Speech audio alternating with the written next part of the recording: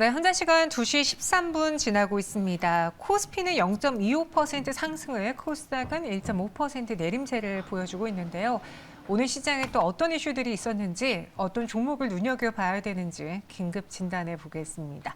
유사 유창희 대표와 함께 할게요. 어서 오세요. 안녕하십니까. 네, 안녕하십니까. 오늘 세 가지 상황실을 통해서 시장 안에 있는 중요한 이슈들을 보겠습니다. 첫 번째 만나보시죠. 네, 코리아 S입니다. 도대체 리튬이 뭐길래 이 코리아 S라는 종목이 투자 딱지가 붙었는데도 불구하고 계속 올라가고 있어요. 그러니까 그동안 우리가 리튬이 항상 배터리에 꼭 들어간다라는 걸 알고는 있었고, 네. 이게 중국에 많이 있다, 중국 의존도가 크다라는 것도 알고 있었거든요. 근데 리튬 가격이 고공행진하고 있다고 네. 들었습니다. 왜 이렇게 오르는 걸까요, 몸값이? 아무래도 뭐 이제 중국이 가장 큰 생산처가 되기도 하고 네. 또뭐 우크라이나나 러시아가 또 그 공급처가 되긴 하는데 러시아하고 우크라이나에서 받아올 수가 없죠. 그러면 이제 중국 쪽인데 중국도 코로나 봉쇄 때문에 이게 이제 자원이라는 게 노동 집약적인 산업 아니겠습니까? 물론 이제 뭐 굴삭기라든지 뭐 이런 포크레인으로 채굴을 하지만 또 사람이 또 그런 부분들을 가장 많이 소요가 되는 부분들이 이런 그 에너지 자원 채굴 쪽이에요. 그러다 보니까 좀 이제 이런저런 사정으로 공급이 여의치 않았죠. 그래서 가격이 많이 올라왔고 그런 비싼 가격이 좀 장기간 유지가 되고 있고요. 또 하나가 이제 그 아직까지는 아니겠습니다만은 뭐 한 내년만 된다고 하더라도 중국에서 아무리 리튬 가격을 싸게 공급을 한다고 해도 쓸 수가 없잖아요.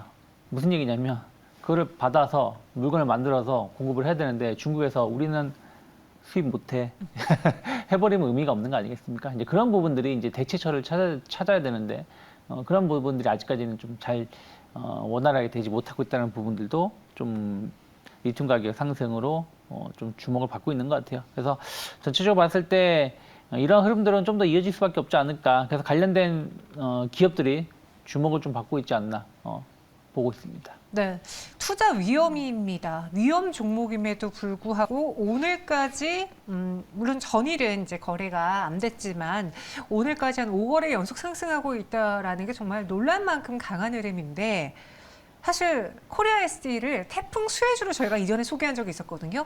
근데 이번에는 리튬 가격 상승 수혜주로 색깔이 바뀌었어요.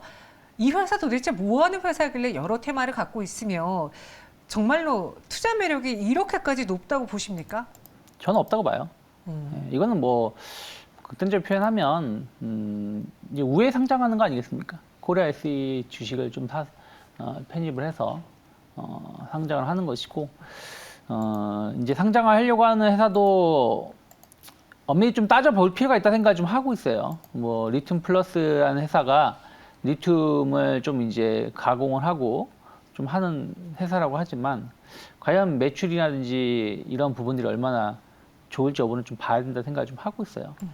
그리고 지금 이제 리튬 자체가 부족하다 보니까 그러니까 이런 자원이 부족하다 보니까 이제 폐배터리 시장으로 간 거 아니겠습니까? 폐배터리 그러니까 원래 처음에 가공됐을 때는 중국의 자원으로 만들어졌지만 이것을 다시 재가공할 때는 결국은 재가공하는 회사가 원산지 아니겠습니까? 그래서 폐배터리 시장으로 주목을 받았는데 중요한 건 폐배터리 자체가 없어요. 그러니까 이거에 대한 어떤 이제 앞으로 성장 모멘텀을 얼마나 줄 수 있을지 여부를 봐야 된다 생각을 좀 하고 있어요. 그렇기 때문에 저는 좀 과도한 기대감이 반영되었고 또 우회 상장이라든지 이런 이슈들이 좀 반영되면서 주가가 올라왔다 생각하고 있습니다. 여기서 더 갈 수도 있겠습니다만은 뭐 방송에서 이러한 종목이 더 간다라고 말씀드리는 것은 말도 안 된다 생각하고 있기 때문에 네. 저는 뭐 적극 매도를 해야 되지 않을까 판단하고 있습니다. 맞습니다. 사실 저희가 방송에서 이런 종목을 소개해드리면 아 이거 지금 추천하는 건가라고 오해하실 수 있는데 정말 주의하자. 리튬가가 상승하는 건 상승하고 리튬에 대한 몸값이 커진 건 커진 거지만 이 회사가 정말 그렇게까지 테마에 영향을 받을 만한가라는 생각을 해보면은 지금 그냥 투기가 투기를 불러일으켰다. 예, 그렇게밖에 볼 수 없을 것 같고요. 그럼 우리의 정말 중요한 찐 질문은 이겁니다.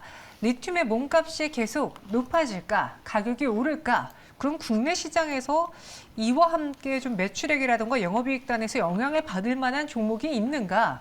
그 부분에 대해서 설명해 주시죠. 뭐 저는 예를 들어서 뭐 광산을 가지고 있는 기업들이 좀 주목을 받을 수 있겠죠. 대표적으로 뭐 포스코 케미칼이 주목을 받았었고 또 포스코 그룹이 이런 쪽으로 해서 더 투자를 많이 하겠다는 얘기가 나왔는데 이제 리튬 가격이 얼마나 고공행진할지는 좀 봐야 된다는 생각을 좀 하고 있어요. 또 이게 에너지 가격 상승에 좀 편입한 부분들도 좀 있거든요. 그래서 지금 이따가도 말씀드리겠습니다만은 뭐 지금 유럽 같은 경우는 과연 전기차가 맞느냐? 지금 전기세가 너무 비싸기 때문에 일반 가솔린 차량을 운영하나 전기차를 운영하나 똑같다라는 것이죠. 그렇기 때문에 그런 측면에서 보신다라면 뭐 포스코 케미칼이라든지 이런 회사들이 길게 봤을 때는 나쁘지 않겠습니다만은 좀 그런 것도 시황이라는 거는 계속해서 변화가 된다라는 건 항상 참고하셔야 되지 않을까 생각하고 있습니다. 네. 그럼 최근에 리튬가가 좀 오르면서 리튬 테마가 생겼잖아요. 네. 지금 유창희 대표님 그럼 리튬 테마주를 정말 뭐 광산이 갖고 있다던가 실제로 연관 있는 종목들을 투자하시겠습니까? 어떻게 하시겠습니까? 저는 지금은 좀 부담스럽다 생각하고 있어요. 예를 들어서 뭐 미래 나노텍이라든지 뭐 유일 에너테크, 뭐 EV 첨단 소재 등이 진짜 어마어마하게 주가가 좀 올라왔어요. 뭐 관련된 차트를 좀 보신다면 미래 나노텍 같은 경우도 한 6,000원대 하던 종목이 한 18,000원대까지 올라왔다라면 어느 정도 그러한 부분들을 주가에 좀 선 반영했다 생각을 좀 하고 있어요. 그러면 앞으로 이러한 것들이 이제 매출이라든지 이익 성장을 어떻게 보여주는지가 중요하지 않을까 좀 판단을 좀 하고 있습니다. 네, 알겠습니다. 리튬 테마에 대해서 이야기를 나눠봤고요. 이어서 두 번째 상황실로 넘어가겠습니다. 이런 시장 안에서도 3분기 실적 추정치가 상향된 종목이 있습니다. 삼성 SDI인데요.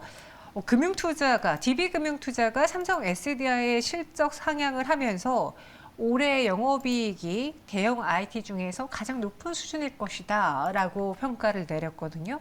삼성 SDI의 실적이 무엇 때문에 예상보다도 더 잘 나올 것으로 생각하는 걸까요?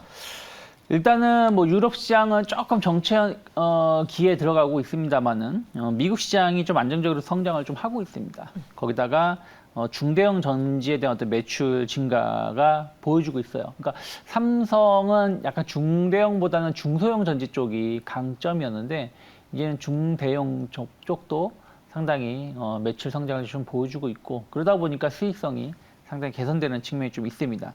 거기다가 이제 ESS 관련해서도 판가가 좀 인상되는 부분들이 좀 있었고요. 또 환율 효과도 무시할 수 없는 부분들이죠. 많은 공장이 해외에 있습니다만은 또 국내에서도 생산해서 또 수출하는 물량들도 많이 있기 때문에 그런 것들이 복합적으로 작용을 하면서 삼성 SDI에 대한 어떤 실적 증가를 2분기 때 나쁘지 않았거든요. 그래서 그런 부분들이 복합적으로 좀 시장에서는 예상하고 있지 않나 판단하고 있습니다. 네, 삼성 SDI를 포함해서 배터리 3사들이 글로벌 경기 침체에도 불구하고 실적이 굳건할 것이다라는 전망이 있습니다. 사실 뭐 배터리 시장도 완전히 다른 시장에 있는 거, 다른 세계에 있는 것도 아니고 소비 침체, 경기 침체 영향을 받을 수도 있는데 왜 그런데 뭐 SK이노베이션, SK온 같은 경우는 네. 적자 축소, 네. 뭐 LG엔솔의 경우에는 흑자 확대 이렇게 전망하는 이유가 있다면요? 뭐 아직까지는 차를 뭐 아무리 경기 침체라고 해서 차를 바꿔야 되는 사람이 안 바꾸고 더 탈 수는 없는 부분들도 있다 생각을 좀 하고 있고요. 그 정도로 심각하진 않다. 네. 그리고 또 이 신차 교체하는 것 중에서 전기차의 비중이 계속 높아지고 있다는 것이죠. 그런 부분들도 배터리 업체들은 수익성을 일정 부분 담보해 가고 있지 않나 좀 판단을 좀 하고 있습니다. 다만 이제 아까도 좀 말씀드렸습니다만은 지금 유럽이 가장 큰 문제인 것 같아요. 아까 말씀드린 것처럼 유럽의 전기 요금이 너무 좀 급등하다 보니까 일반 내연기관 차량하고 어떤 그 비교를 했을 때 뭐 이익이 없는 수준까지 가는 부분들이 좀 있고 또 유럽 정부들이 좀 이제 정부 자금이 좀 부족하다 보니까 이 보조금 어쨌든 전기차가 지금 판매가 잘 되는 거 전기차 시장의 성장을 하는 것은 보조금 때문이에요. 보조금이 지급이 안 된다라면 똑같은 그랜저라고 했을 때 내연기관차보다 전기차가 한 1, 2천만 원 더 비쌉니다. 그런 부분들을 정부 보조금으로 메꿔주고 있는데 유럽에서 계속 보조금 축소 얘기가 좀 나오고 있죠. 이런 부분들은 앞으로 좀 해소해야 될 문제가 아닐까 좀 판단을 하고 있습니다. 하지만 뭐 삼성 SDI 같은 경우는 차세대 배터리 젠5 관련해서 채택되는 완성차 업체들이 늘어나면서 매출이 상당히 늘어나고 있고요. 거기다가 이제 사업 구조가 상당히 다변화되고 있다는 부분들 그런 것들도 좋게 좀 평가를 하고 있는 것 같아요. 그래서 배터리 사업 부분만 따지고 본다라면 네. 삼성 SDI가 LG 에너지솔루션이라든지 뭐 SK온 뭐 하고 비교했을 때 상당히 좀 저평가되어 있는 부분들이 좀 있기 때문에 그런 것들이 좀 투자자들한테는 좀 매력적으로 작용하고 있지 않나 판단하고 있습니다. 네. 삼성 SDI 경우에는 사업 구조 변화와 함께 저평가라는 그 장점을 갖고 있다라고 꼽아주셨는데 3분기 실적 시즌을 바라보고 이 배터리 3사 혹은 삼성 SDI에 대해서 좀 비중을 늘려보는 게 옳은 전략일까요? 어떻게 투자를 해봐야 될지 의견으로 정리해 주시죠. 저는 뭐 다른 테마는 모르겠습니다만은 네. 배터리 관련된 테마는 쉽게 꺾이진 않을 것 같아요. 그러니까 전기차라는 모멘텀 자체가 계속 성장기에 놓여 있기 때문에 쉽게 꺾이진 않을 것이다 판단하고 있고 그러면 시장이 좀 안정화를 띈다라면 충분히 관련해서 주가는 반등을 이어갈 수 있다 생각하고 있어요. LG 에너지솔루션 어저께 약간 테슬라 영향 때문에 좀 주가가 좀 주춤했습니다만은 뭐 오늘 5% 정도 급등세를 보여주고 있고 삼성 SDI 역시 마찬가지로 뭐 LG 엔솔보다는 못하지만 계속 상승을 좀 보여주고 있는 부분들이 있어서 저는 본격적으로 성장 궤도에 계속 올라서고 있다라고 판단하고 있고요. 일단 목표가는 한 70만 원 정도 열어놓고 좀 연말까지 혹은 내년까지 좀 길게 보면서 투자를 하실 필요가 있지 않을까. 일희일비하면서 샀다 팔았다 하실 필요는 없지 않을까 판단하고 있습니다. 아직 이 2차 전지 배터리에 대한 사이클이 꺾였다라고 보지는 않는다. 목표 주가는 70만 원으로 제시해 드렸습니다. 이어서 마지막 상황실 만나보시죠.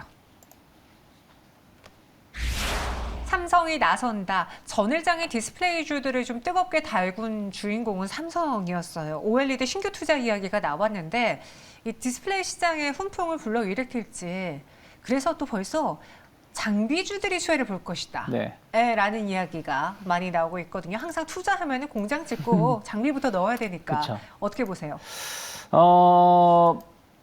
이제 삼성이 상당히 그 뭐라 그럴까요? 그 한 5년 만에 투자를 하는 거예요. 네. 8.5세대라고 합니다. OLED 투자를 8.5세대 OLED 투자를 이제 공식화했고 이제 뭐 이게 뭐 1세대, 2세대, 3세대로 갈수록 이 패널 자체가 좀 커지거든요. 그래서 그 생산량, 그 패널이 자체 커지기 때문에 생산량이 자동으로 늘어나겠죠. 왜냐면 하나의 판을 생산해서 거기서 이제 잘라 쓰는 거거든요. LCD든 OLED든. 그래서 그 자체가 좀 커진다는 자체가 시장에서는 주목을 하고 있고, 아무래도 이제 4분기부터 본격적으로 이제 장비들이 계약이 진행될 거예요. 그러면서 이제 공장을 라인을 뭐 교체를 한다든가 하면서 적용될 것이니까요. 그래서 이런 부분들이 좀 기대감을 좀 가지고 있고, 특히 이제 삼성이 OLED 쪽에 한 5년 만에 공격적인 투자를 하는 것 중에 하나는 삼성은 어떻게 보면 이제 소형 OLED 시장을 꽉 잡고 있는 거고요. 네. LG는 대형 OLED 시장을 꽉 잡고 있는데 이 소형 OLED 시장이 계속 커지고 있어요. 무슨 얘기냐면 노트북도 요즘에는 LCD 버전이 있고 OLED 버전이 있습니다. 그리고 뭐 차량용 계기판 같은 거 보면은 OLED 쪽 착용되는 것도 많이 있거든요. 그래서 그런 부분들이 좀 비중이 높아지면서 투자를 하는 것이고, 이런 부분들은 좀 그동안 이제 디스플레이 시장에 대해서 좀 부정적으로 봤었던 부분들이 좀 해소될 수 있는 요소도 일부 작용될 수 있는 이벤트가 아닐까 생각하고 있습니다. 네. 그래서 제가 OLED 관련 기사들을 찾아봤는데 톤이 일정하지가 좀 않은 것 같아요. 최근에 뭐 삼성이 OLED 뭐 대형 TV가 잘 팔리다 보니까 이쪽에서 투자를 늘리려고 한다라는 이야기가 있는가 하면 최근에 LG 디스플레이의 실적에 대한 전망치가 하향된 배경에는 이 OLED TV가 모니터, 중대형 패널이 잘 안 팔려서다. 그리고 네. 조그마한 그 모바일에도 OLED가 들어가잖아요. 네. 그 모바일 수요도 줄어들어서 실적 추정치를 낮출 수밖에 없다라는 이야기가 있더라고요. 도대체 잘 팔리는 거예요? 안 팔리는 거예요? 뭐 대형, 중소형의 차이가 뭡니까 이거? 안 팔리고 있어요. 어. 네.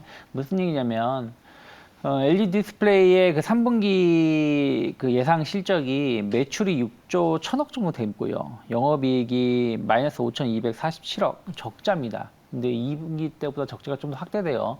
근데 이 적자 확대된 이 적자도 그나마 환율 효과를 감안해서 이 정도인 거예요. 만약에 워낙 약세가 아니었더라면 뭐 진짜로 큰 사고가 날 뻔했었던 것이죠.